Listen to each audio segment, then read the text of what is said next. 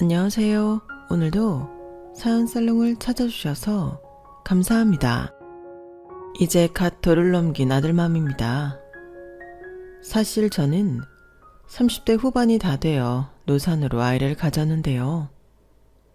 처음에는 아이 생각이 없었는데 나이가 들면 들수록 아이가 있는 집 부부들이 부럽더라고요. 30대 초중반만 해도 남편과 둘이서 지내는 것도 꽤 괜찮았거든요. 자주 투닥거리며 싸우긴 했지만 둘 다 직장인이라 평일에는 거의 볼 일이 없었고 주말에 한 번씩 같이 나가서 데이트도 하고 집에서 쉬기도 하면서 나름대로 바쁘게 잘 살았던 것 같아요.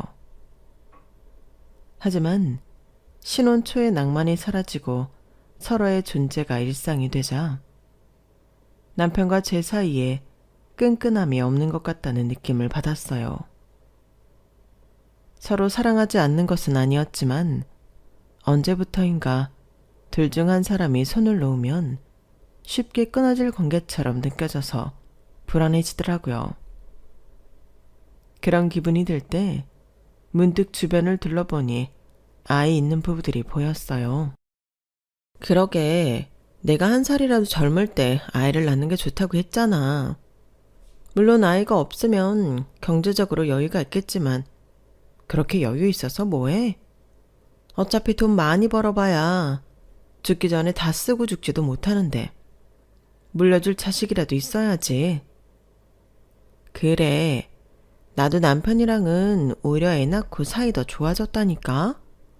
애 낳기 전에는 남편이 내 가족이라는 생각이 안 들었는데 둘 사이에 애가 태어나니까 그제서야 아, 이 사람이 내 가족이구나 하는 생각이 드는 거 있지. 나도 그 기분을 꼭 느껴보면 좋겠어. 사실 그 전까지는 친구들이 아이 낳고 제2의 인생을 시작할 때 그게 그렇게 마냥 좋아 보이지만은 않았어요. 애가 태어나고 100일 동안은 잠을 거의 자지 못해 피폐해지는 친구들도 많이 봤고 출산 후 몸이 많이 망가져서 고생하는 친구들도 많이 봤거든요. 그런데도 제 주변 친구들은 다들 아이를 낳는 걸 추천했어요. 그때는 그 말이 그렇게 와닿지 않았는데 나이가 들면서 인생의 재미나 보람이 하나 둘씩 사라지다 보니 자연스럽게 아이에게 시선이 돌려지더라고요. 그래서 하루 날을 잡아 남편에게 조심스럽게 의견을 물었죠.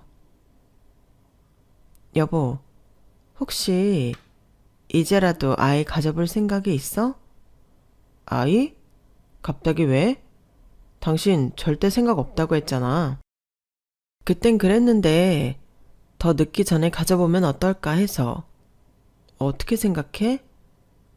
나는 너무 좋지. 나는 원래 갖고 싶어 했잖아. 당신이 싫다고 해서 못 가진 거지. 아기 생기면 우리 부모님도 엄청 좋아하시겠다. 이제 그걸로 잔소리 안 들어도 돼서 좋은데? 남편은 제가 뒤늦게라도 생각을 바꿔서 기분이 좋은지 그날 하루 종일 싱글벙글 웃더라고요. 사실은 남편이 외아들이라 시부모님께서 어떻게든 저희 집에서 아이를 낳기를 원하셨거든요. 미운 털 단단히 박힐 걸 알면서도 제 스스로 진심으로 아이를 원하지 않는 한 외부의 압박으로 인해서 억지로 아이를 낳고 싶지는 않았어요. 어차피 낳을 거면 조금이라도 어릴 때 낳아야 한다. 나이 다 들고 나서 낳으면 체력 때문에 후회한다. 그런 말이 많은데 결과적으로 지금 저는 그 어떤 후회도 하지 않았거든요. 오히려 어릴 때 낳았다면 남의 말만 듣고 제 인생의 가장 중요한 일 중 하나인 임신과 출산을 결정한 것에 평생 후회했을지도 모르겠어요. 하지만 아이가 없는 삶을 충분히 경험하고 느낀 후에 진정으로 아이를 원할 때 낳은 지금은 아무리 아이가 저를 힘들게 해도 그 어떤 후회도 그 누구도 원망할 것 없이 겸허히 받아들일 수 있게 되더라고요. 체력적으로는 조금 딸릴지 몰라도 정신적인 여유가 더 생긴 후라 아이를 더 안정적으로 키울 수 있게 된 것 같아 제 선택에 후회는 없어요.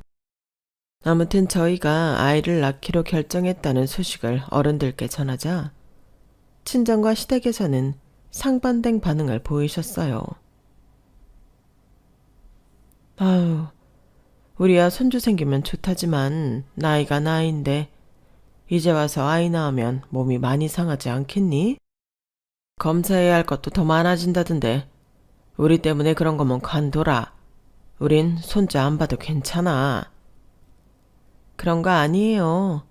그냥 나도 나이를 어느 정도 먹어보니 아이가 왜 있어야 하는지 알겠더라고요. 몸 관리 잘해볼 테니까 너무 걱정 마세요. 누구보다 손주를 원하셨던 부모님이기에 기뻐하실 줄 알았던 친정 부모님께서는 오히려 제 나이 때문에 몸에 무리가 가지 않을까 걱정을 더 많이 하시더라고요. 하지만 이왕 결심했을 때 아이를 갖지 않으면 두 번 다시 아이를 가질 기회는 없는 것 같았어요. 저도 마지막까지 신중에 신중을 더하고 내린 판단이었기 때문에 쉽게 뒤엎을 생각은 없었어요. 부모님께 괜한 걱정 끼쳐드리지 않게 몸을 잘 챙겨야겠다는 생각뿐이었죠. 반면 시댁에서는 어마어마하게 기뻐하셨어요. 아유, 그래. 잘 생각했다. 그래. 우리도 생각을 해줘야지 않겠니? 가뜩이나 외아들밖에 없는데 너희가 아이를 안 낳아버리면 우리는 영영 손주 얻을 기회도 없이 쓸쓸하게 지내야 하는데 고맙다. 너희 나이엔 이쁜 손주 낳아주는 게 최고의 효도야. 이왕 이렇게 된 거 아들 낳아라. 어? 아, 그게 뭐 제 맘대로 되나요? 요즘은 딸이 더 좋다고 하던데 아들이건 딸이건 저는 상관없어요. 제 자식인데 다 이쁘겠죠. 그래도 네가 뭐 둘 낳을 것도 아닌데 이왕이면 아들이 낫지. 딸이 좋다고 하는 건 다 딸 가진 부모들이 자기 위안 삼으려고 하는 말이고 정작 그런 부모 중에 자기 딸 애지중지하는 사람 내가 본 적이 없다. 다 종처럼 부려먹고 나서 딸 좋다고 하는 거야. 시부모님께서 예상치 못한 소식에 많이 기쁘셨는지 도가 지나친 말씀을 나누면서 깔깔대시더라고요. 그 모습을 보는데 티는 못 냈지만 정말 마음이 불편했어요. 사실 저는 아이를 낳겠다고 말씀드리기 전까지는 시댁과는 정말 대면대면한 사이였거든요. 분명 결혼 전부터 출산을 하지 않겠다는 의사를 정확히 밝히고 결혼했음에도 결혼 후 시댁의 출산 요구는 날이 갈수록 심해졌어요. 처음에는 저희 아버지 사업이 잘 되어서 경제적으로 여유가 있는 집안이라 무조건 찬성이라며 귀빈대하듯 대접해 주셨어요.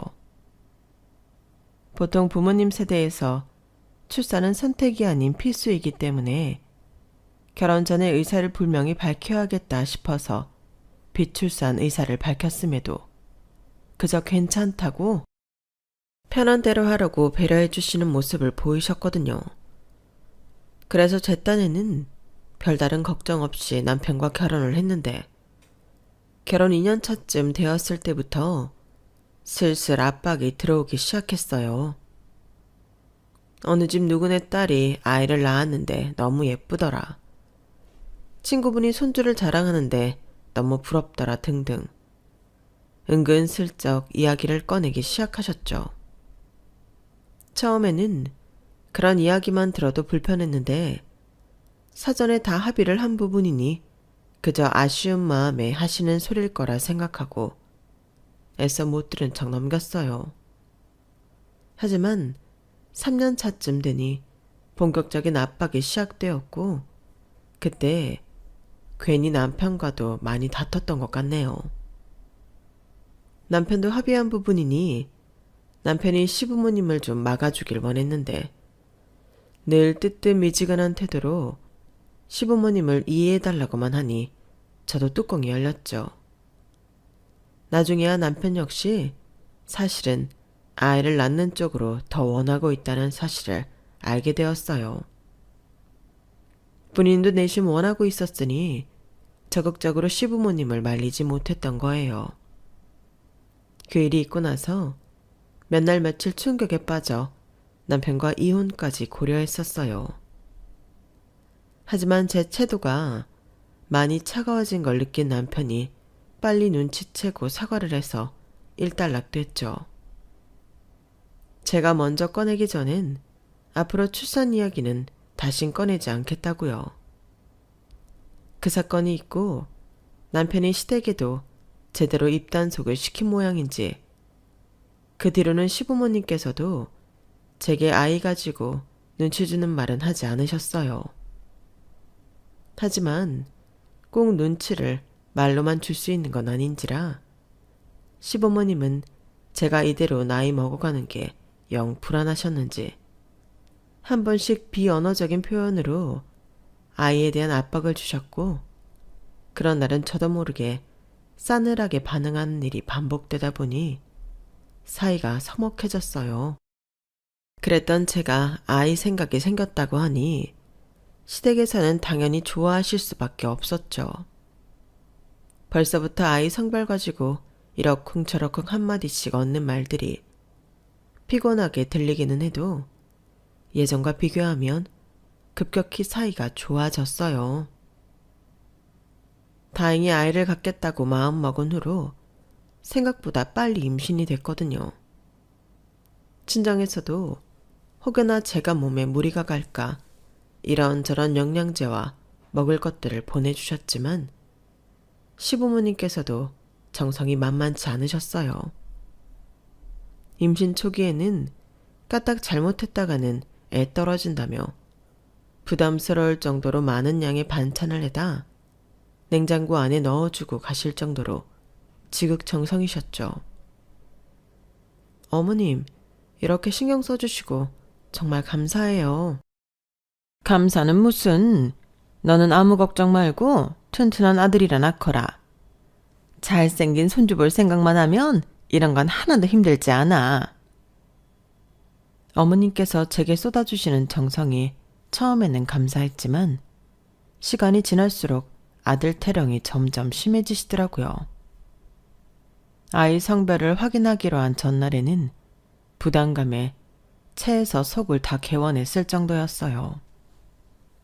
혹시나 아들이 아니라면 예전에 불편한 관계로 돌아가야 하나 싶어서 알게 모르게 스트레스를 꽤나 받았던 모양이었어요.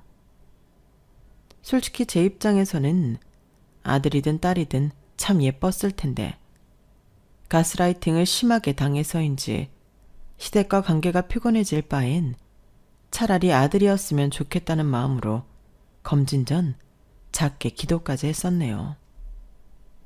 지금 생각하면 참 웃긴 일이죠. 그렇게 떨리는 마음으로 검진을 받았는데 다행히 결과는 아들이었어요. 아, 잘생긴 왕자님이네요. 축하드립니다. 정말요? 아들이에요? 감사합니다. 아들이 갖고 싶으셨나 봐요. 요즘 분들은 따님도 많이 원하시던데. 의사 선생님이 웃으며 받아치시는데 그제서야 제 자신을 돌아보게 되더라고요. 사실 나는 딸도 좋았는데 단순히 시댁에 대한 부담 때문에 아들을 원했다는 사실을 깨달았거든요.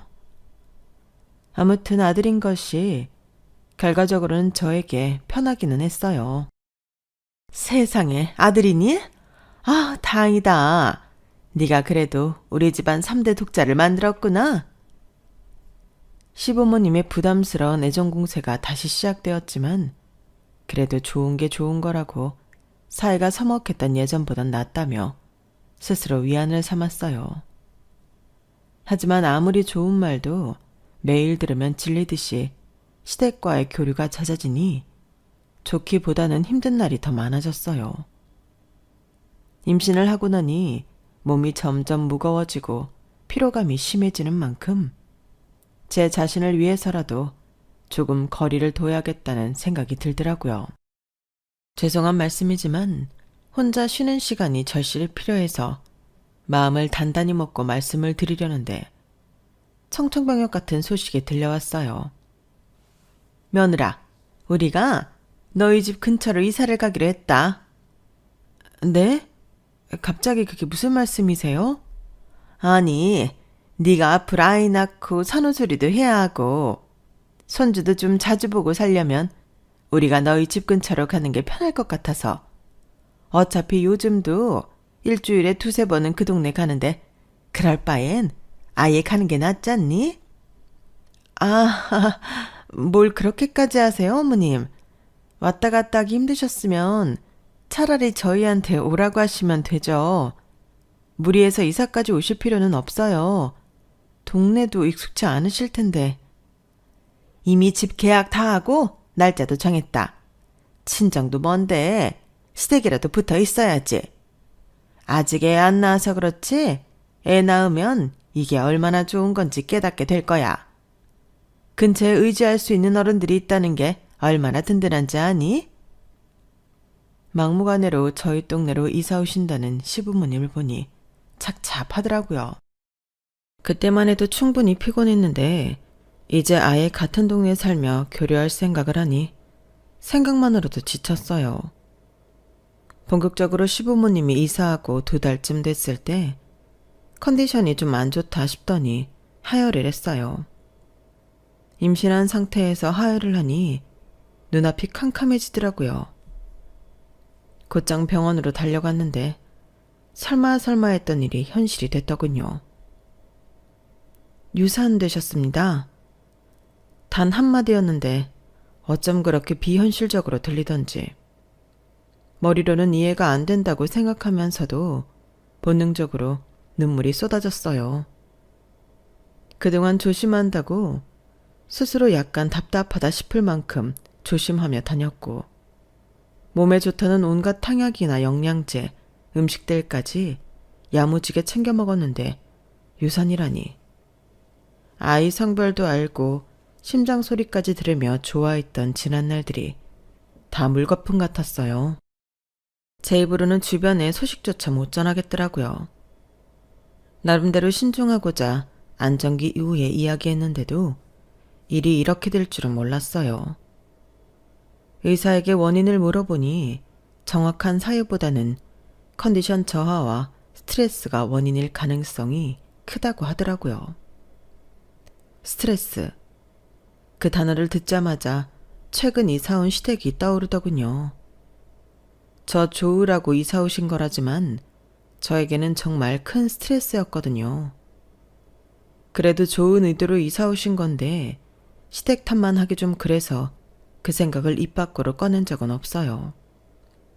남편이 저 대신 유산 소식을 주변에 전해줬고 중간 역할을 잘 해줘서인지 시댁에서 그 일로 따로 연락이 오지는 않았어요.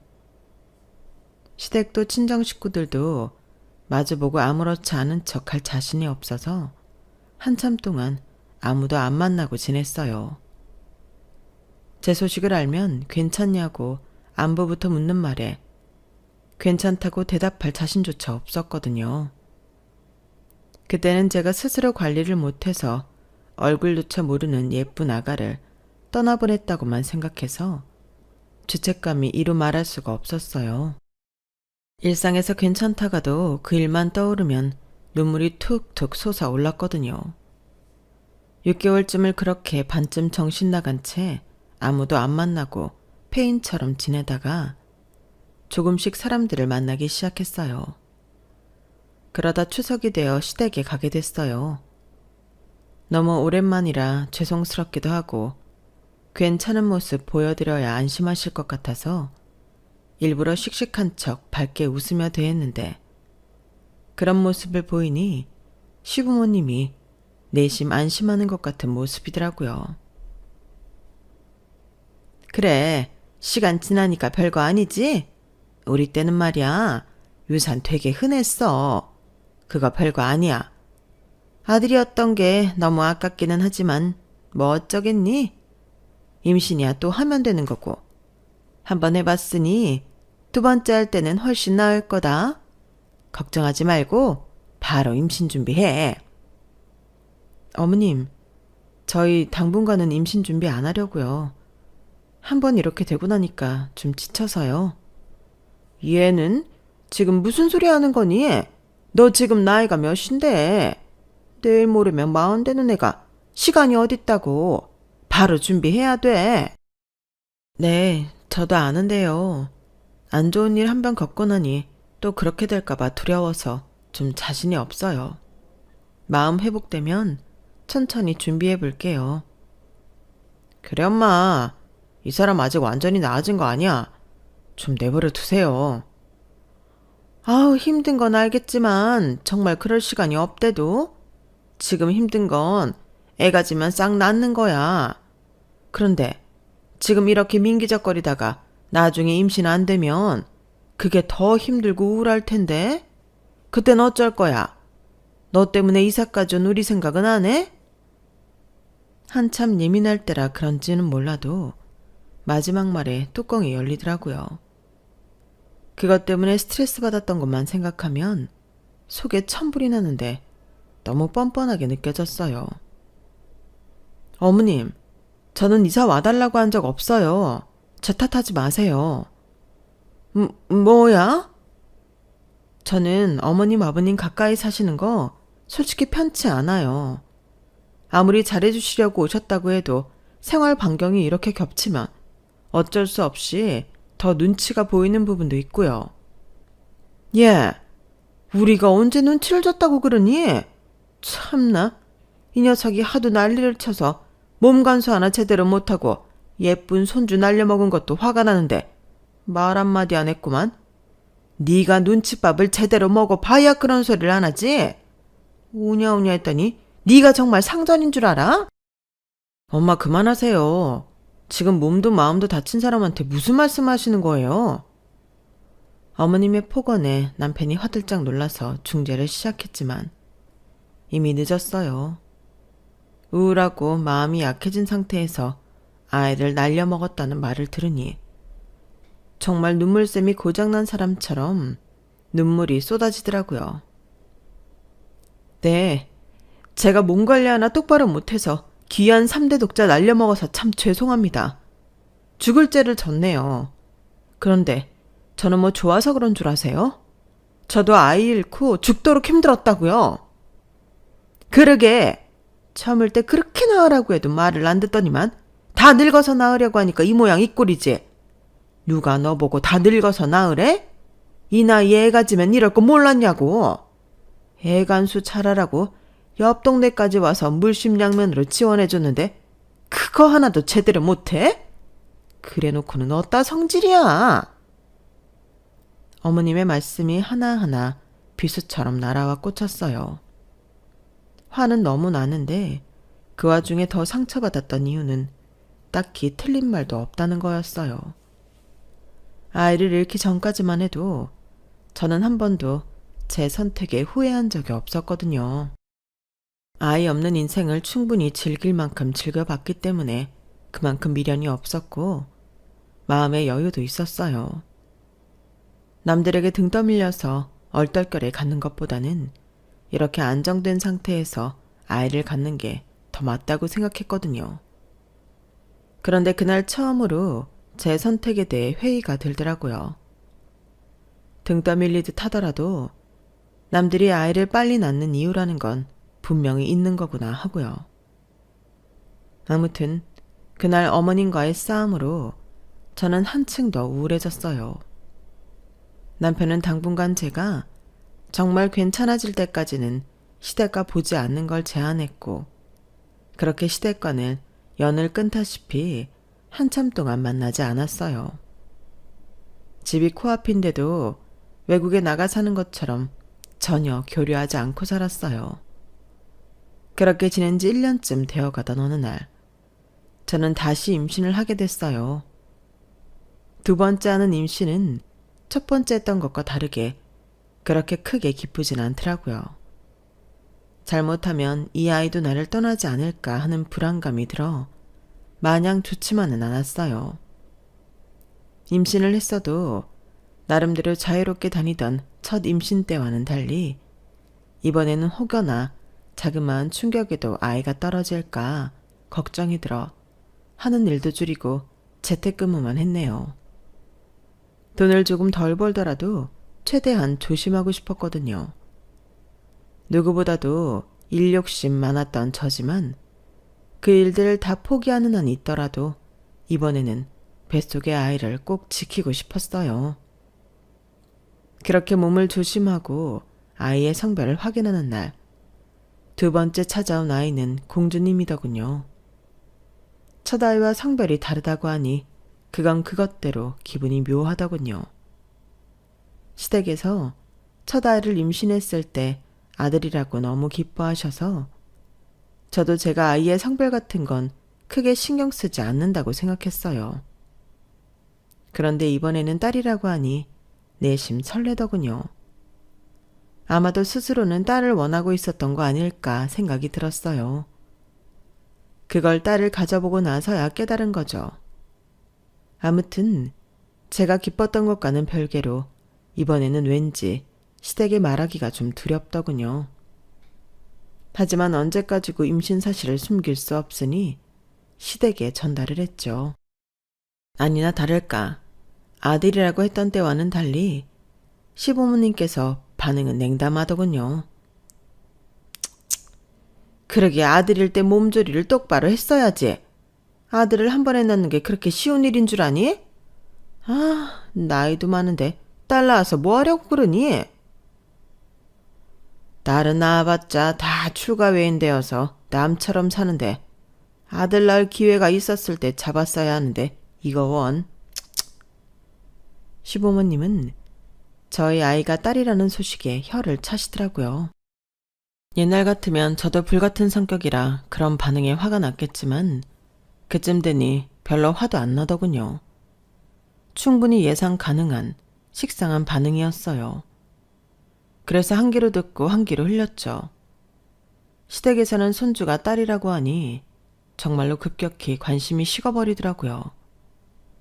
첫 임신을 했을 때 부담스러울 정도로 과하게 챙겨주시던 것이 두 번째 임신 때는 전혀 없었어요. 아이 성별이 바뀌었다는 이유만으로 사람들이 이렇게 달라질 수 있나 싶더라고요. 가끔 돌이켜보면 좀 억울하기도 하고 기가 막히기도 했어요. 참나, 어머님 아버님은 좀 너무하신 거 아니야? 언제는 애 돌봐주시겠다고 짐 바리바리 싸고 옆 동네로 이사 오시더니 막상 딸 임신하니까 어떻게 이렇게 모르쇠 남처럼 지내실 수가 있으셔? 딸 가진 게 죄도 아니고 손주면 다 예뻐하셔야 하는 거 아니야? 내버려둬. 우리 부모님이 얼마나 손자를 원하셨는지 당신도 알잖아. 애 성별이 우리가 정할 수 있는 것도 아닌데 어쩌겠어? 그때 당신이 첫애 낳았으면 우리 집안 3대 독자가 되는 거였으니까 속상해 하실 만하지. 그냥 당신이 이해 좀 해줘. 아니, 3대 독자 낳으면 뭐 가문의 영광이야? 아니면 나라에서 뭐라도 해줘? 막상 아들 가졌을 때는 그렇게 부담을 줘서 결국 하열하게 만드시다니. 딸 가지니까 바로 옆 동네 사시면서도 한 번도 들여다보지 않는 것도 난 참 웃겨. 진짜 이건 아니지. 뭐? 당신도 말이 참 그렇다. 우리 부모님이 부담을 줘서 하열했다고? 그건 진짜 아니지. 잘해줄 땐 잘해줘서 부모님 탓하고 관심 없으니까 또 관심 없다고 욕해? 아니, 욕한 게 아니라 난 그냥 너무 반응이 다르니까 서운해서 그러지. 그래서 당신이 원하는 게 뭔데? 예전처럼 우리 엄마가 당신 상점 모시듯이 해야 당신 성에 차겠어? 그런 뜻이 아니잖아. 얘기가 왜 그렇게 돼? 난 오히려 지금이 더 좋아. 차라리 신경 안 써주시는 게 나도 마음 편해. 그럼 잘 됐네. 뭐가 문제라고 그런 얘기를 해? 그러게 참. 내가 괜한 얘기를 했다. 미안하다. 미안해. 남편은 저랑 같은 입장이라고 생각을 해서 남편에게 서운함을 털어놓았는데 완전한 부모님 편이더군요. 언제는 성별 상관없이 자식이면 다 이쁠 것 같다더니 남편도 내심 두 번째 임신에는 딸이라고 하니 실망을 한 듯한 태도를 보이며 시댁을 옹호해서 기분이 안 좋더라고요. 아기야 괜찮아. 엄마가 우리 딸 제일 사랑해. 엄마가 많이 예뻐해 줄게.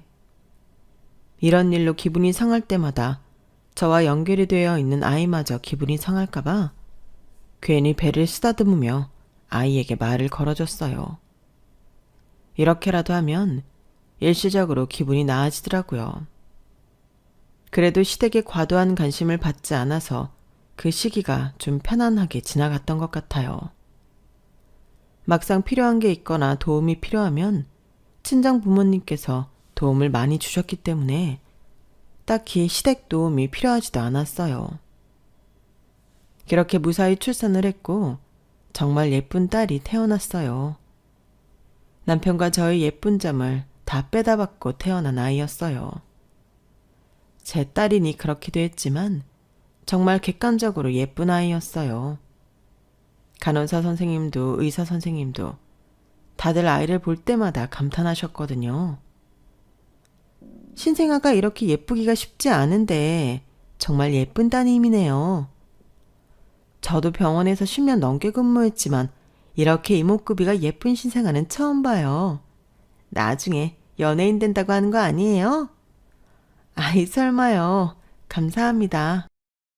딸이라고 내심 실망했던 남편도 주변의 반응에 덩달아 딸을 자랑스러워하기 시작했어요. 하긴 남들이 봐도 그렇게 칭찬할 정도이니 부모인 저의 눈엔 얼마나 더 예뻐 보였겠어요. 딸이라고 제가 출산하고 병원에 입원한 기간 동안 코빼기도 안 비치던 시부모님도 막상 제가 아이를 데리고 산후조리원에서 나오던 날 손녀 얼굴을 처음 확인하시고는 눈이 휘둥그레지셨을 정도였어요. 아니, 이 천사 같은 애는 누구야? 정말 얘가 우리 손녀니? 세상에나 어쩜 이리 이쁠꼬. 그러게요. 살면서 이렇게 예쁜 아기는 처음 보네. 이리 와, 할미가 한번 안아보자. 딸 가졌다고 대역죄인 취급하듯 절 보던 눈빛에서 생기조차 없었던 시부모님이 아이의 미소에 한 방에 녹아내리시더라고요. 그 모습을 보니 말로 설명할 수 없는 묘한 뿌듯함이 차올랐어요. 그렇게 별로라고 하시더니 결국 할아버지 할머니라 귀여운 손주 앞에서는 별 도리가 없구나 싶더라고요. 막상 아이를 보니 너무 예뻤는지 저희 딸에 대한 시부모님의 관심도는 다시 높아졌어요. 그게 처음에는 꽤나 통쾌했지만 앞서 이야기했듯 저는 차라리 시댁의 애정도 관심도 안 받는 게 훨씬 편한 사람이었어요. 그런데 시부모님이 아이에게 마음을 열면서 겨우 벗어났던 스트레스에 다시 내전져진 느낌이더라고요. 집이 가까워진 게 그제서야 실감이 났을 정도였으니 말 다 했죠. 어머님께서는 저 혼자 있는 평일 낮에 연락도 예고도 없이 방문하셔서 초인종을 누르시는 바람에 겨우 재워놨던 아기가 깨서 울어제끼기 시작하는 건 다반사였어요. 어머님, 아이가 자꾸 깨니까 오시기 전에 미리 연락 좀 주세요. 한번 깨면 잠을 잘 안 자서 너무 힘들어요. 그래? 그렇기는 하겠다. 다음부터는 꼭 연락할게. 웬일로 부탁을 잘 들어주시나 싶더니 어머님은 이제 전화로 통보를 하셨어요. 제가 부탁한 건 오시기 전에 연락을 달라는 거였는데 집 대문 앞에 와서 초인종 대신 전화를 거시더라고요. 덕분에 아이는 안 깼지만 아이가 잘 때 쪽잠이라도 같이 자둬야 하는 제가 깨더라고요. 가뜩이나 잠 없는 아이 때문에 저도 힘든 상황이었는데 쪽잠마저 방해받으니 정말 미치겠더라고요. 어머님, 제 말씀은 방문 전에 언제 몇 시에 오실 건지 미리 말씀해달라는 뜻이었어요. 이렇게 무작정 찾아와서 문 열어달라고 연락 달라는 게 아니라요. 뭐라고? 동네가 이렇게 가까운데 당연히 편하게 오가면서 사는 거지. 내가 내 아들 집에 오는데도 며느리한테 허락 받아야 올 수 있다는 거야? 아들 혼자 사는 집이 아니잖아요, 어머님. 저는 어머님이 갑자기 찾아오시면 곤란해요. 신경 쓸 것도 너무 많고 잠도 계속 부족해서 피곤하고요. 더 이상은 이렇게 못 지내겠어서 차라리 한판 싸우고 대면대면 해서라도 못 오시게 해야겠다. 엄청난 각오로 말씀드린 건데 어머님은 발끈하시긴커녕 한 귀로 듣고 한 귀로 흘리시더군요. 아유, 그래. 나도 다 애 키워봐서 알지, 알아. 근데 그렇다고 엎어지면 코다올거리를 매번 예약하고 올 순 없지 않니? 생각나면 보러 오고 하는 거지. 가족끼리 그렇게 각박하게 구는 것도 좀 아니다. 너도 집에 애하고만 있으면 답답할 텐데 들여다보는 사람이 있는 게 낫지. 어머님은 도저히 말이 통하지 않으셨어요. 아니, 정확히 말하자면 말귀는 다 알아들으셨으면서 본인 편하신 대로 하기 위해 못 알아듣는 척 하시는 것 같았어요. 그러니 방법은 하나밖에 없었어요. 남편과 대판 싸워서 시댁을 제한하는 방법밖에는요. 알겠어. 알겠다고. 그래서 당신이 원하는 게 뭔데? 어머님 일주일에 한 번만 오시라고 해. 당신 집에 있을 때만. 내가 원하는 건 그게 다야. 어차피 어머님 오시는 거 아무 도움 안 되고 힘들기만 해. 주에 한 번도 내가 양보한 거야. 이대로 살다간 정말 사람이 미칠 것 같아서 남편과 헤어질 각오로 싸운 뒤 남편에게 단단히 약속을 받아냈어요. 어머님, 아버님이 오셔도 남편이 옆에 있으면 남편에게 말을 더 거셨기 때문에 그나마 덜 피곤했거든요. 남편이 어떻게 설득한 건지 몰라도 그 다음부터는 매주 주말에 한 번씩만 집에 방문을 하기로 이야기가 되었어요. 처음에는 그냥 평일에 아이와 저 단둘이 있을 수 있다는 것만으로도 너무 행복하더라고요. 잘 수 있는 시간에 충분히 자고 어머님이 갑자기 찾아오신다고 헐레벌떡 집을 정리하거나 어머님을 대접하고 어머님 기분을 일일이 신경 쓰면서 말벗이 되어드리지 않아도 되니 얼마나 편했는지 몰라요. 사실은 이게 당연한 건데 그동안 저 혼자 그 힘들다는 신생아 육아와 시댁살이를 함께하고 있었다는 생각을 하니 좀 씁쓸하더군요. 하지만 그 편안함도 그리 오래가지는 못했어요. 지옥 같았던 100일이 지나고 정말 말 그대로 100일의 기적이 찾아왔어요. 아이가 조금씩 통잠 자는 시간이 늘어나면서 저도 조금은 얼굴에 혈색이 돌더라고요. 그동안은 피곤함에 찌들어 아이 보기 바빴기에 놓치고 살던 것들이 조금씩 눈에 들어오기 시작했죠. 그래서 이제는 그런 것들을 좀 챙겨야겠다 싶더라고요. 물론 육아를 하면서 제 삶을 챙기는 건 현실적으로 쉬운 일은 아니었어요.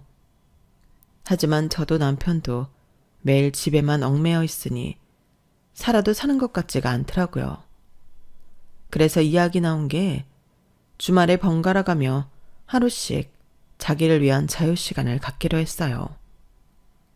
그래야 육아 우울증에 시달리지 않고 부부 사이도 건강하게 유지할 수 있을 것 같았거든요.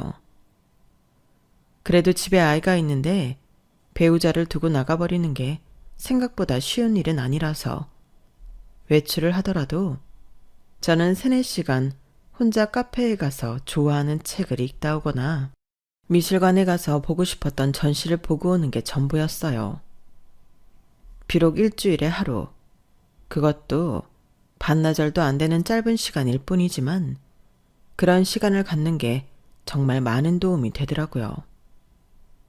남편은 저에 비하면 하루를 통으로 친구들과 놀러 다녀오거나 술을 마시기도 했어요. 그래도 저는 워낙 애 보는 게 남편보다 익숙하기도 하고 남편은 직장 일을 병행하고 있으니 스트레스가 더 크겠다 싶어서 저보다 더 긴 자유시간을 쓰는 것에 큰 불만은 없었어요. 어쨌든 아이가 신경 쓰여서 일찍 돌아오는 것도 제 의사였으니까요. 그런데 어느 날부터인가 남편의 그런 행보가 거슬리기 시작하더라고요. 이유는 바로 일주일에 한 번으로 제안해뒀던 시부모님의 방문 때문이었어요. 원래 시부모님은 남편이 쉬는 날 집으로 방문하셨어요.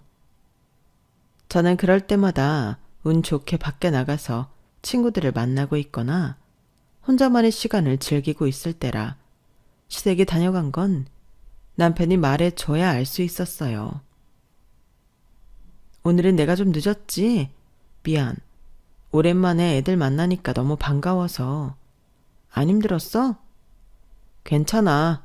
오늘 엄마 오셔서 애 좀 봐줘서 낮잠도 많이 잤어. 아, 어머님 오셨었어? 다행이네. 어쩐지 얼굴이 좀 개운해 보인다 싶더라. 어머님 아버님께서는 주에 한 번으로 제안해준 방문일을 제가 쉬는 날로 정하신 것 같았어요. 저도 굳이 시댁 볼 필요 없고 좋은 선택이라고 생각했어요. 그런데 어느 날부터인가 어머님께서 아주 이른 아침 시간부터 집으로 찾아오시더라고요. 어머님 오셨어요? 그래, 넌 참 얼굴 보기가 힘들구나. 네? 아, 몇 번 다녀가셨다고 들었어요. 그러니까 네가 주말마다 남편한테 애 맡겨놓고 놀러 나간다길래 대체 얼마나 놀러 다니나 싶어서 와봤다. 주말 내내 맡기는 게 아니고요. 하루씩 번갈아 가면서 쉬는 거예요. 그래. 그래서 오늘은 뭐 하고 쉬는데? 오늘은 그냥 혼자 나가서 쉬다 올 예정이에요. 혼자서? 혼자 어딜 나가? 카페 나가서 커피 한잔하고 오려고요. 뭐? 애 엄마가 무슨 혼자 나가서 커피를 마시고 와. 그럴 거면 다 같이 가자꾸나. 애 엄마가 애를 두고 어딜 다니니? 두고 다니라고 해도 마음이 불편해서 못 다니는 게 정상이지. 어머님, 오늘은 제가 쉬기로 되어 있는 날인데 누가 뭐래? 너 보고 일을 하랬니? 카페 간다며? 다 같이 가자니까? 그날부터 어머님은 막무가내로 제 쉬는 시간을 방해하기 시작하셨어요. 항상 제가 쉬는 날에만 아침 일찍부터 집에 오셔서는 제 일거수일투족을 관찰하고 간섭하셨어요. 어머님, 진짜 저한테 왜 그러세요? 내가 뭘? 너 쉬는 날이라길래 같이 놀자는데 내가 뭐 잘못이라도 한 거냐? 애초에 네가 일주일에 한 번 오라고 해서 말도 잘 듣고 있는데 뭐가 불만이니? 네가 그렇게 조금 오라고 하는 바람에 예쁜 손녀가 이렇게 가까이 사는데 얼굴도 자주 못 보고 며느리 눈칫밥 먹으면 딱딱 정해진 날에만 오는데 당연한 거였지만 역시나 어머님은 말이 통하지 않으셨어요. 임신과 출산을 결심하면서 시댁과 매번 똑같은 레퍼토리로 스트레스를 받게 되니 정말 사람이 미칠 것 같더라고요. 여보, 어머님 좀 말려봐. 이게 뭐야? 나도 딱 하루 쉬는 날 있는 건데 그날까지 이렇게 방해하면 난 어떻게 살라고. 당신은 당신 쉬는 날 온전히 쉬잖아. 나 숨 좀 쉬자. 아니, 손녀가 예뻐서 오시겠다는 건데 어떻게 말려. 당신도 좀 그러려니 좀 해. 엄마가 당신 예뻐서 오려는 거겠어? 첫 손녀인데 얼마나 예쁘니 저러시겠어. 당신이 좀 참아. 평소 본인 쉬는 날 급한 일이 생겨 전화만 몇 통 연달아 해도 방해하지 말라며 짜증을 내던 남편이 저렇게 말하니 기가 막히더라고요. 이 일로 다시 스트레스를 받기 시작하면서 친한 친구에게 고민을 털어놓으니 친구가 생각지도 못한 제안을 했어요. 너 그거 네가 시댁에 잘해야 한다는 이상한 의무감에 시달려서 그런 거다? 잘 생각해봐. 의무감? 그래. 시댁은 너 입장 하나도 존중 안 하는데 너 혼자 신경 쓰고 있잖아. 친구 말을 들어보니 맞는 것 같더라고요. 시댁이 온다고 하면 항상 긴장하고 급하게 집을 치우고 어머님 아버님께 뭐라도 대접하려 하고 꼭 그래야만 한다는 강박이 저를 더 힘들게 하는 것 같았어요. 그냥 미친 척하고 시부모님 오셔도 너 하고 싶은 거 다 하고 집안일도 내버려둬. 원래 남편이랑 그러기로 합의한 날이라며. 네가 네 시간 즐기는 건데 뭐라고 하면 남편이랑 싸워야지. 그러네. 왜 난 그래 볼 생각을 못했을까? 남편한테 아무리 시부모님을 말려달라고 해도 바뀌는 것 하나 없는데 뭐하러 저는 혼자 스트레스 받아가며 시부모님을 대접해드렸나 싶더라고요. 그래서 친구 조언대로 해보기로 했어요. 시부모님이 오실 것 같으면 급하게 쌓여있던 집안일을 해결하고 간식거리를 내오던 예전의 저는 잊어버리기로 했어요. 역시나 그 주 주말에도 시부모님은 남편 쉬는 날엔 안 오시다가 제가 쉬는 날 방문하시더군요. 시부모님이 오실 걸 알면서도 저는 일부러 집 청소며 설거지며 전부 그대로 내버려뒀어요. 아니나 다를까 어머님께서는 아침 일찍부터 찾아오셨고 오시자마자 집안 꼴을 보고 경악하시더라고요. 아니 집안 꼴이 이게 뭐니? 어머님 왜 이제 오세요? 어머님 오시면 나가려고 기다렸잖아요. 뭐야? 내가 왔는데 나가긴 어딜 가? 집은 이렇게 개판을 해놓고. 어딜 가긴요. 저 오늘 쉬는 날인 거 아시잖아요. 약속 있어서 가봐야 해요. 예, 너는 내가 뻔히 올 걸 알면서 집을 왜 이래 놓니? 평소에도 이렇게 살아? 네, 아이 돌보느라 집안일까지 할 여력이 없어서요. 뭐라고? 적어도 어른들 오는 거 알았으면 미리 치워뒀었어야지. 제가 왜요? 오늘 어차피 남편이 아이 돌보고 집안일 하는 날인데 남편이 알아서 하겠죠. 일주일에 하루 집에 붙어있는 날인데. 전 그럼 이만 다녀올게요. 가긴 어딜 가? 우리가 왔는데 자꾸 어딜 간다는 거야.